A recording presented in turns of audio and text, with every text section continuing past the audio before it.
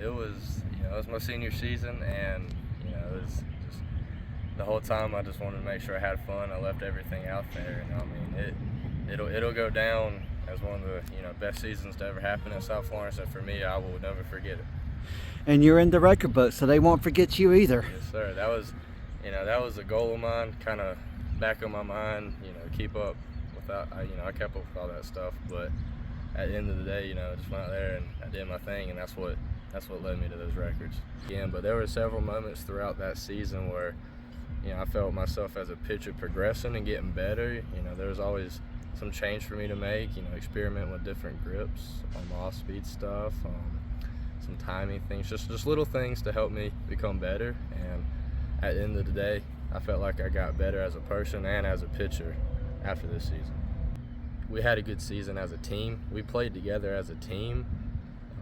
We did the things we did because we were a team. We were close with each other. We battled with each other, and that was important. That was very important.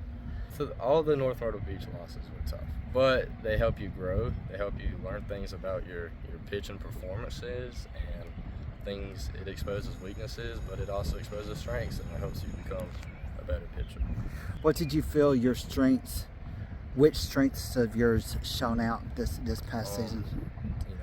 My ability to throw strikes and get outs will always be something I can always rely on. And my sophomore year when I started pitching on varsity, that's what I did. I was maybe only throwing 82, 83, and junior year, it's maybe 84, 85. But even with the velo jump throwing in the 90s, you still have to come back to your roots. You have to throw a lot of strikes. You have to be able to throw hard and throw strikes. And every time I pitched, I always told myself, let's throw a lot of strikes, let's get outs, let's be successful, let's work ahead in counts. Just that's what those are my strengths, being able to stay on top of the things I can control, the mental aspects of the game, picking up my teammates, winning counts, stuff like that.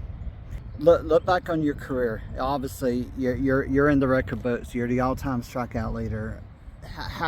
What do you think your legacy will be at South Florence?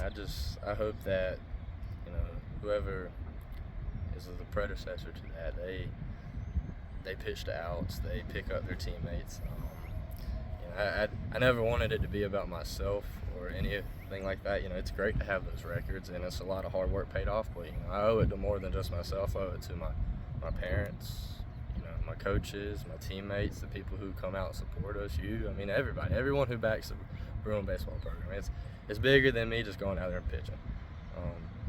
Yes, I did those things, but it was because I had people supporting me and a support system.